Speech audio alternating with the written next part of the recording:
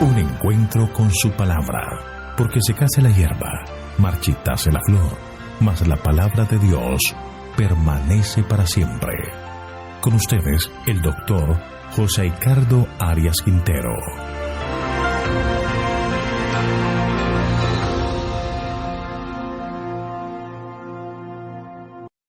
Hoy vamos a estudiar Isaías capítulo 36, la invasión de Sennacherib. Te invito a que oremos. Oh Dios poderoso, eterno y bondadoso, Padre nuestro, te agradecemos, Señor, por las bendiciones que nos has concedido y te pedimos en este momento que al abrir tu palabra tú seas nuestro director, nuestro maestro, nuestro guía, que podamos aprender más y más de ti. Gracias, Señor, por tus bondades y pedimos tu dirección en el nombre de Jesús. Amén. El capítulo 36 de Isaías comienza con una nueva colección del libro que va hasta el capítulo 39 y habla de la invasión de los asirios, la liberación milagrosa y la enfermedad de Ezequías y la visita de los embajadores de Babilonia. Esta parte del libro se conoce como la sección histórica. Son pasajes similares a la narración que aparece en Segundo de Reyes, capítulo 18 y 19. Estos pasajes deberían estudiarse juntos para entender esta sección histórica, no profética, del libro de Isaías. Vamos entonces a comenzar a estudiar el capítulo 36 de Isaías, el versículo 1, donde se nos da el marco histórico, el momento en que ocurrió lo que se está narrando. Leamos. Aconteció en el año 14 del rey Ezequías que Sennacherib, rey de Asiria, subió contra todas las ciudades fortificadas de Judá y las tomó. Aquí hay varios elementos que debemos considerar y tener en cuenta. Número 1, Sennacherib. Él comenzó a reinar en Asiria en el año 705 a.C. y en el año 701 a.C. realizó su campaña contra Judá. En segundo lugar, aparece el personaje de Ezequías, que comenzó a reinar hacia el año 715, y este fue un rey justo ante los ojos de Dios. Si vamos al libro Segundo de Reyes, capítulo 18, leamos los versículos 1 al 7. Segundo de Reyes 18, 1 al 7. En el tercer año de Oseas, hijo de Ela, rey de Israel, comenzó a reinar Ezequías, hijo de Acaz, rey de Judá. Cuando comenzó a reinar tenía 25 años y reinó en Jerusalén 29 años. El nombre de su madre era Abi, hija de Zacarías. Hizo lo recto ante los ojos de Jehová, conforme a todas las cosas que había hecho David su padre. Quitó los lugares altos, quebró las imágenes, rompió los símbolos de acera e hizo pedazos la serpiente de bronce que había hecho Moisés, porque hasta entonces los hijos de Israel le quemaban incienso, y la llamó Neustán. En Jehová Dios de Israel puso su esperanza. Entre todos los reyes de Judá no hubo otro como él, antes ni después, pues siguió a Jehová y no se apartó de él, sino que guardó los mandamientos que Jehová prescribió a Moisés. Jehová estaba con él, y donde quiera que iba prosperaba. Ezequías se rebeló contra el rey de Asiria y no lo sirvió. Así que el rey de Judá, llamado Ezequías, era un hombre recto y justo. Y después que el rey asiria, Sennacherib, derrotó a Samaria, comenzó su expedición contra Judá. Lo tercero que tenemos que tener en cuenta de este relato es que en los propios relatos de Sennacherib se nos dan las razones de esa expedición. Por ejemplo, dice que Ezequías se había negado a someterse al yugo asirio. Estos relatos también nos dicen que Ezequías había pedido socorro a Egipto y a Etiopía y que había ayudado a los filisteos en su rebelión contra Asiria. Estas narraciones de los hechos históricos de Asiria son similares a las que aparecen en Segunda de Reyes 18. Se dice que este capítulo en particular lo escribió Isaías. Ezequías trató de hacer las paces con Sennacherib. Vayamos a 2 de Reyes, capítulo 18, versículos 13 al 15. A los 14 años del rey Ezequías subió Sennacherib, rey de Asiria, contra todas las ciudades fortificadas de Judá y las tomó. Entonces Ezequías, rey de Judá, envió a decir al rey de Asiria que estaba en Laquis: he pecado, retírate de mi país y aceptaré todo lo que me impongas. El rey de Asiria impuso a Ezequías, rey de Judá, 300 talentos de plata y 30 talentos de oro.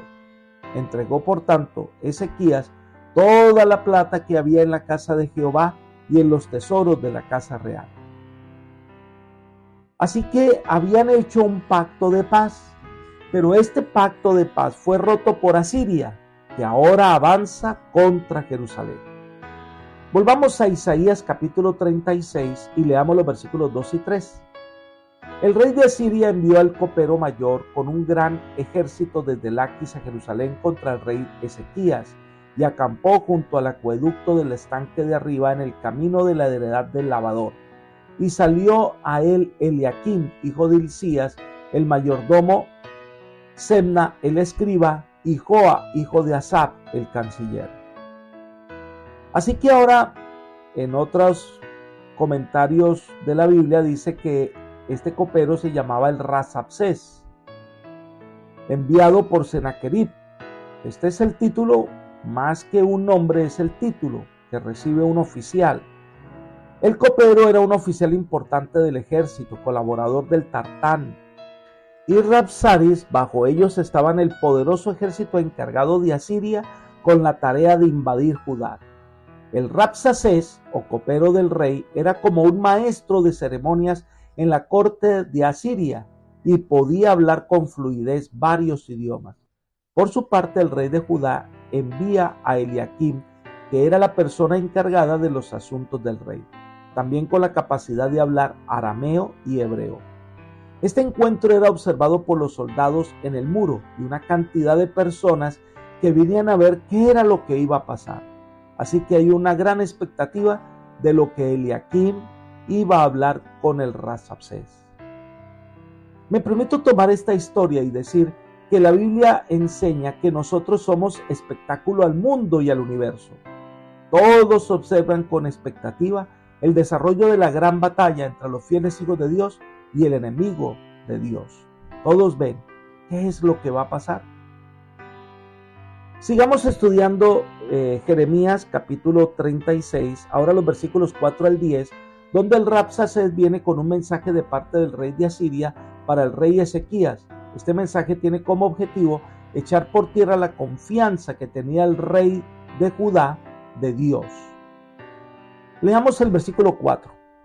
A los cuales dijo el copero mayor: decida ahora Ezequías, el gran rey, el rey de Asiria, dice así: ¿qué confianza es esta en que te apoyas? Así que lo primero que debemos decir es que Ezequías había puesto su principal confianza y fe en Dios, y los enviados asirios referían a esta confianza en el Señor. Por eso le dicen, en otras palabras: ¿en quién confías que te atreves a luchar contra mí? El primer ataque es contra la decisión que había tomado Ezequías de confiar en el Señor. Veamos el discurso de Ezequías en el segundo libro de Crónicas, capítulo 32, versículos 5 al 8. Dice: con ánimo resuelto edificó luego Ezequías todos los muros caídos e hizo alzar las torres y otros muros por fuera. Fortificó además Milo en la ciudad de David y también hizo muchas espadas y escudos.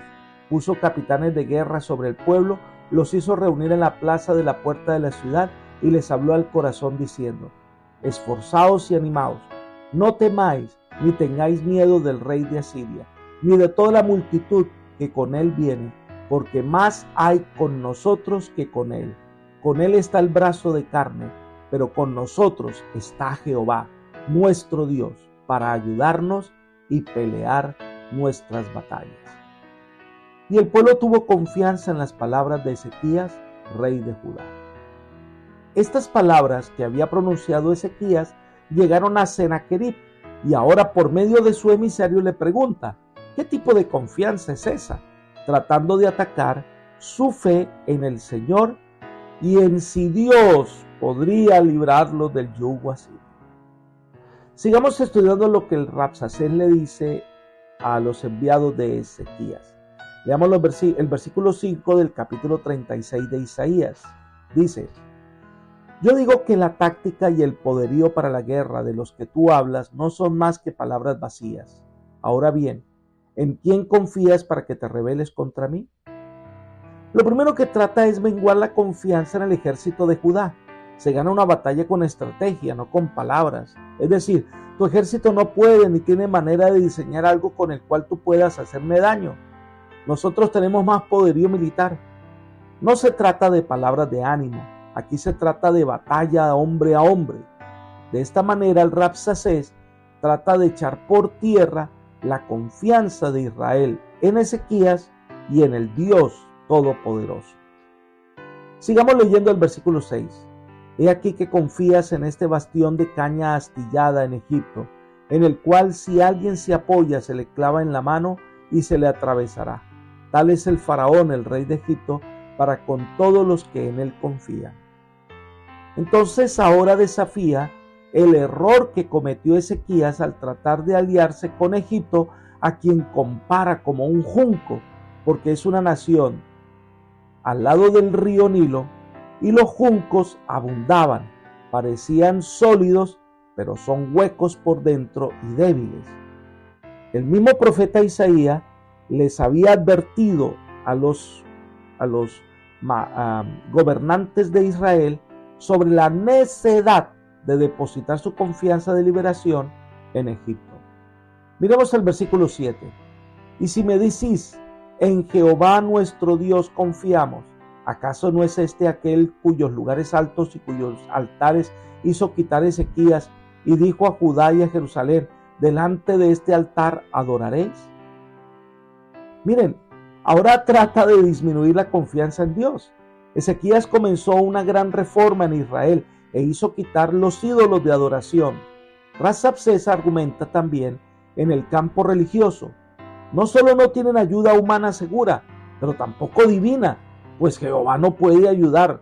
Según a él, un rey como Ezequías, que hizo desaparecer los lugares altos que estaban por todo el país como lugares de culto a Jehová, obligando a sus súbditos a limitar su culto al templo de Jerusalén.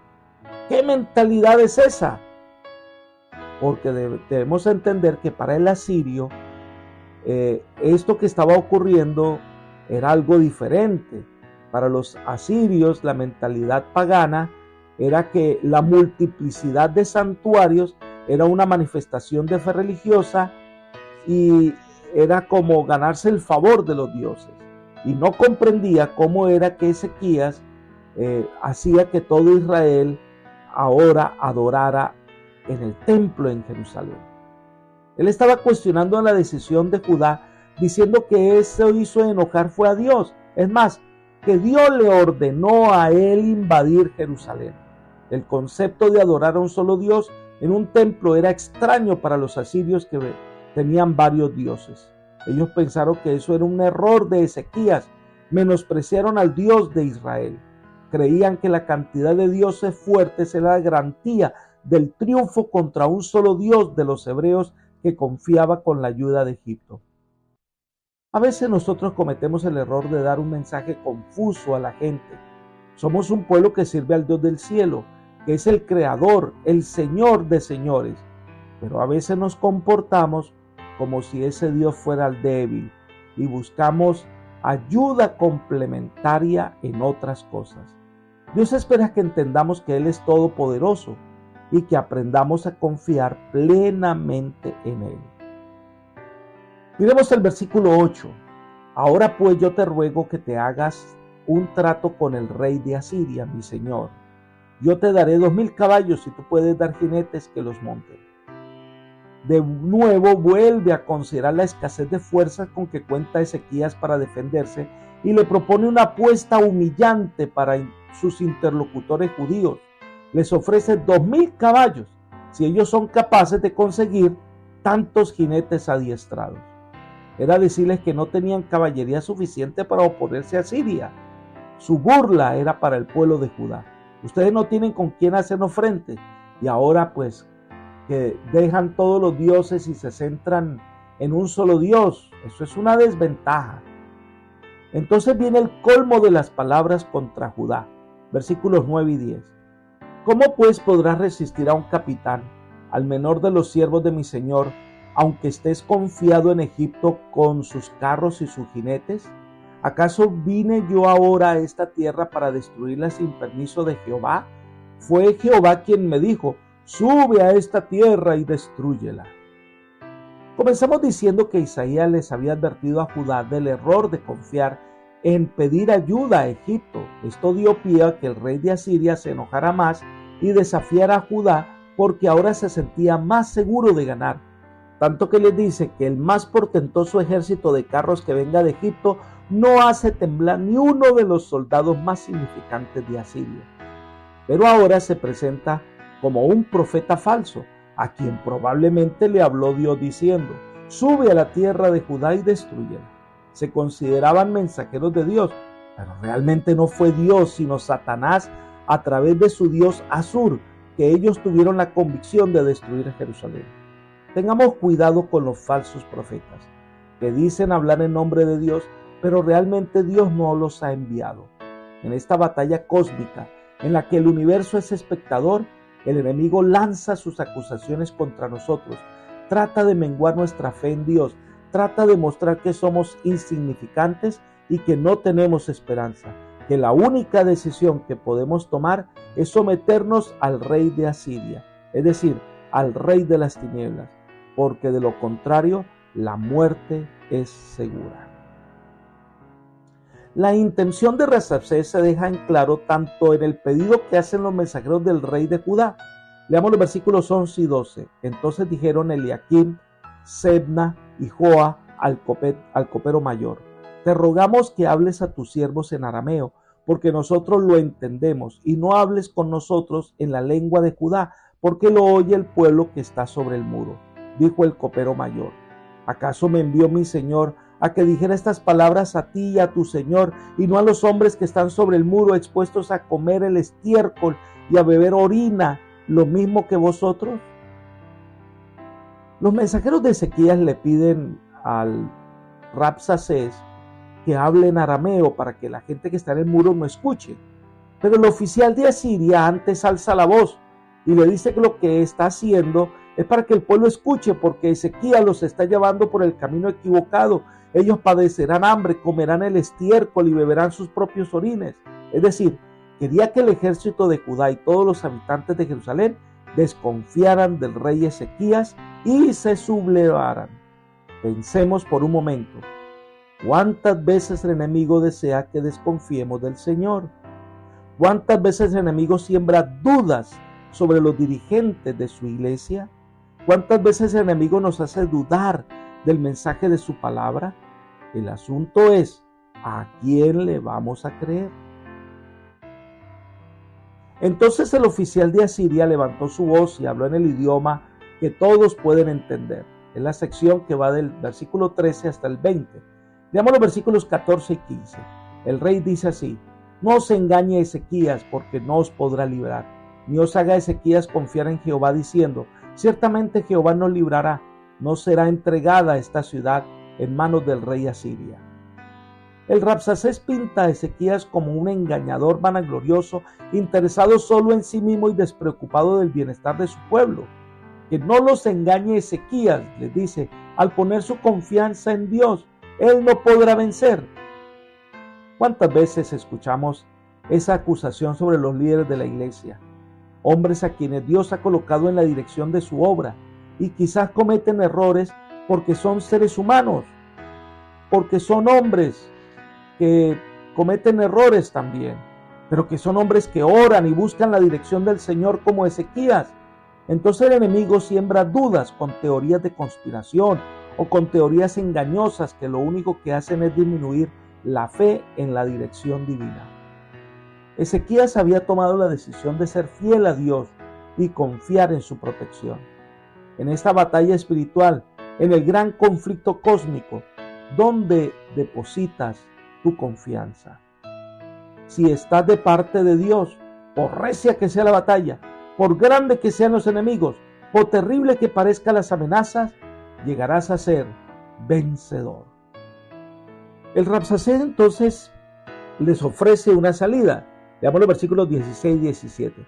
No escuchéis a Ezequías, porque así dice el rey de Asiria: haced conmigo la paz y salid a mí, y coma cada uno de su viña, cada uno de su higuera, y beba cada cual las aguas de su pozo, hasta que yo venga y os lleve a una tierra como la vuestra, tierra de grano y de vino, tierra de pan y de viñas.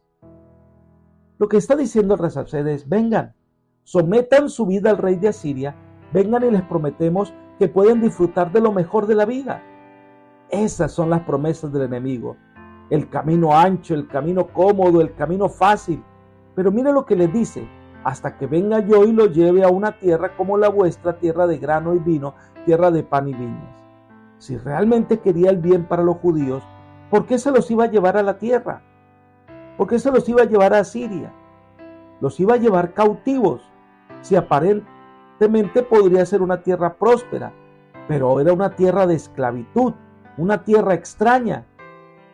El enemigo ofrece dones y ofrece prosperidad y ofrece popularidad, te ofrece todo a cambio de tu vida.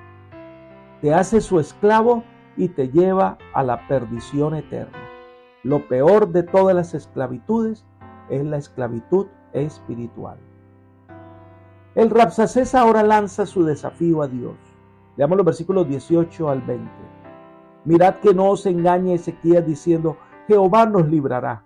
¿Acaso alguno de los dioses de las naciones ha librado su tierra de manos del rey de Asiria? ¿Dónde está el dios de Amat y de Arfat? ¿Dónde está el dios de Serfabaim? ¿Libraron ellos a Samaria de mis manos?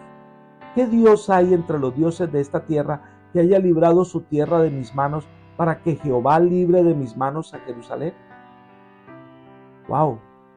Aquí el Rabsacés compara a Dios con los dioses de otras naciones y termina diciendo que Samaria, que también eran judíos, que eran israelitas y decían adorar Quisque a Dios, pues fueron derrotados.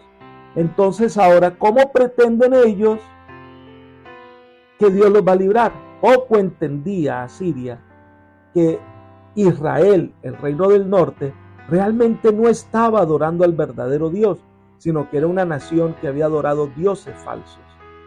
Pero el desafío está presente. Dios no libró a Samaria. Ningún Dios ha podido librar ninguna nación. Por lo tanto, Dios no podrá librar a Judá, porque los dioses de Asiria son más grandes y poderosos. Qué tremendo es cuando el hombre se atreve a levantar su mano contra el Dios Todopoderoso. El capítulo termina con una figura de silencio y desesperación. Versículos 21 y 22. Pero ellos callaron, no le respondieron palabra, porque el rey así lo había mandado diciendo: no le respondáis. Entonces Eliaquim, hijo de Hilcías, el mayordomo, Sebna, el escriba, y Joá, hijo de Asaf, el canciller, vinieron a Ezequías, rasgados sus vestidos, y le contaron las palabras del copero mayor. El pueblo permanece callado. A veces el silencio es oro. No había respuestas efectivas que pudieran dar al arrogante embajador asirio una respuesta clara. Solo Dios podía proporcionar una respuesta adecuada y Ezequías tuvo fe de que así sería. Nada de lo que los enviados hebreos pudieran haber dicho hubiese hecho cambiar a Sennacherib de su propósito. Por eso, con toda sabiduría, Ezequías les mandó que callaran. Ante los desafíos de los impíos, no debemos responder a las acusaciones del enemigo, no debemos contraatacar, debemos dejar que Dios sea el que responda. Así que al regresar los mensajeros del rey, llegaron tristes y angustiados. Cuando el enemigo nos ataca, quiere sembrar dudas, angustia y consternación, pero solo vencerá el que confía en el Señor en medio de las tinieblas, en medio de las angustias. Confiar en Dios, que Él obrará en su momento. Apreciado amigo y hermano, este es un capítulo que se nos describe la gran batalla entre el bien y el mal. El enemigo quiere destruirnos por la fuerza, por las amenazas o con ofrecimiento de ricos dones. Nuestra fe debe ser probada para ver en quién o en qué está puesta nuestra confianza. Pues como Ezequías, nuestra confianza debe estar en Dios, porque son más los que están a nuestro lado, son más poderosos los que pelean por nosotros. Confía en el Señor y deja que Él dirija tu vida. Que el Señor te acompañe y te bendiga. Es mi oración por ti. Amén.